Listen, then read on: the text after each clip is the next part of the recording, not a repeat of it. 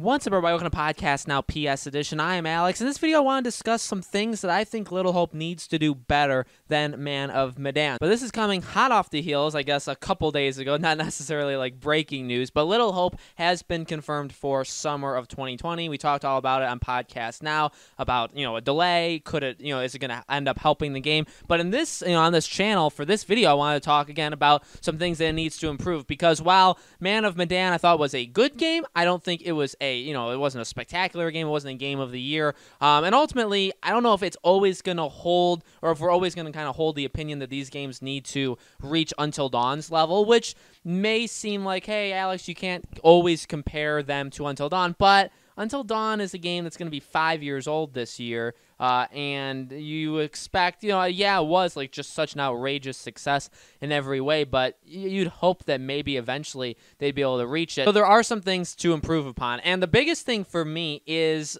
to have the game get good sooner. Now, that could be very, very obvious, right? Like, have the game just be good. I guess the ideal thing, right, would be have the game get good right from the beginning. But honestly, Man of Medan had a lot, and I mean a lot, of ups and downs. Now, it was only like, it was like a 4-hour game. Now, that I would say, like, a thing I would want is to make Little Hope a little bit longer, maybe 5.5, 6 hours. I would like that. I don't know how likely that is. I don't know if their plan, and if there's, we don't know inside Supermassive Games, they have these, they have a plan to do 8 games, right? So Man of Medan was 1, Little Hope is 2. They have 6 more. Do they have them like written on these boards? Like, do they have some very strategic plan? They're like, hey, we are not going over this amount of time for each game, right? So these games we can't have them be 6, 7, 8 hours. They need to be 4 or 5 at the absolute max. So I don't know if that's something that we would realistically get, but something I do know we could realistically get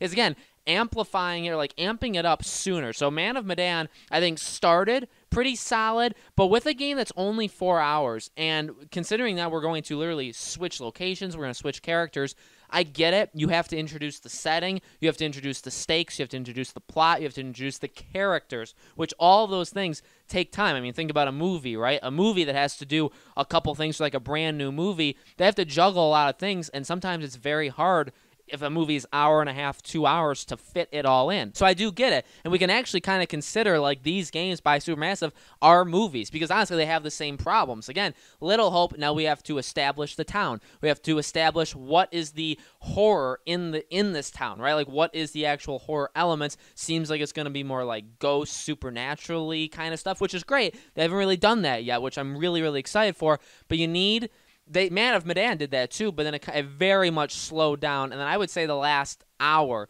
picked it up and made the game very, very good, I would say. I think it definitely amplified it, but it was too late because it was literally the last hour, and then the game literally ended on a snap, and I get it. There's all these branching paths. You can play it more than once. Just because you beat it once doesn't mean, there's different endings and stuff like that. So I understand that, but still, excitement and getting us into this world needs to come first. It needs to happen first. Another thing is, again, making the game more engaging. Now, a problem with this is very much a problem with what I said about the length, is I don't know if it's possible. We've talked about in the past how they've gone on record saying we're not going to introduce new things, pretty much. Like, obviously story, characters, setting, stuff like that, but gameplay mechanics, like, it's gonna be quick time, it's gonna be finding the objects, it's gonna be these flash forward things where you get to see the future.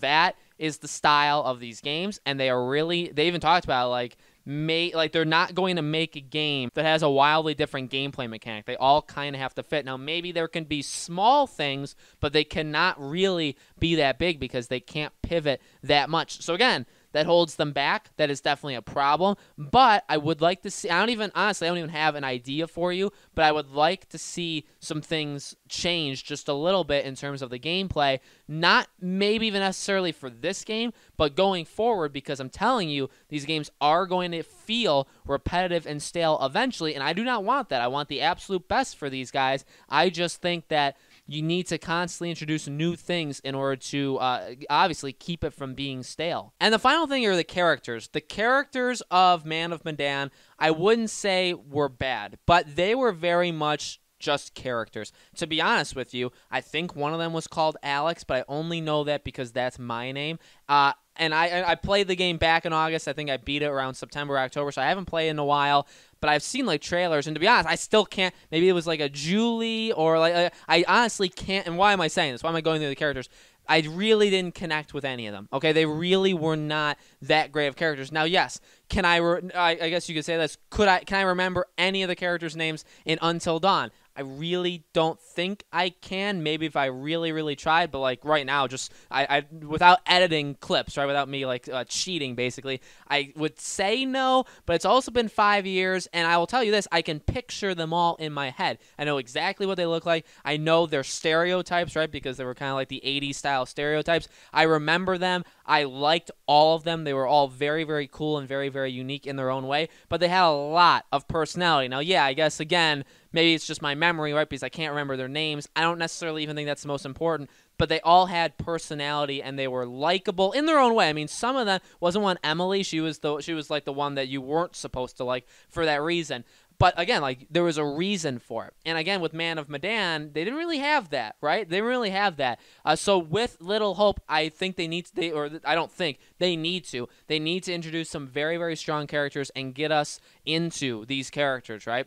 I mean, they really need to turn around, because I think the biggest, I think, downgrade from Until Dawn to Man of Medan were the characters, that they just were not filled with enough personality. And also, I will give them this: you don't necessarily have a lot of time to get into these characters, right? It's not like a Nathan Drake who we're spending 4 games with over like 10 years. Like, it's not, they don't have that luxury. But however, they did do it to themselves. If they chose this, which they did, and they chose to do these games, and they know that they're going to just abandon these characters after each game, you still have to make us care. I'd say maybe the last thing, but again, something that I think they are going to fix or something, would be, again, like the horror elements. I don't necessarily even think that was a bad thing in Man of Medan. Just continue to upgrade it, right? I think the scares, I think what they're trying to do with the atmosphere and what the horror actually was in that game was very solid. I don't really see yeah, you don't do that again, right? You cannot repeat the exact same thing, but I think they know how to do horror. I think they make their games pretty scary. I don't think they're the most, it's not like PT level tension, right?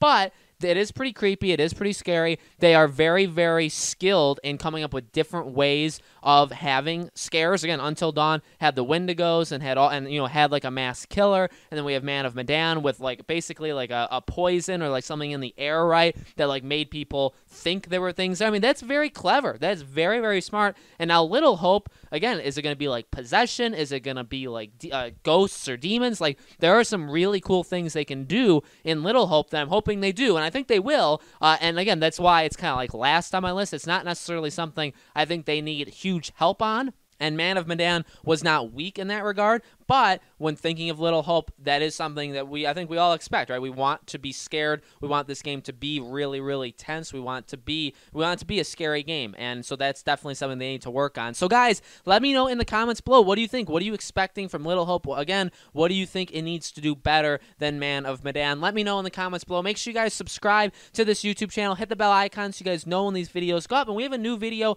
released on this channel every single day, and so I hope to see you guys on the next one.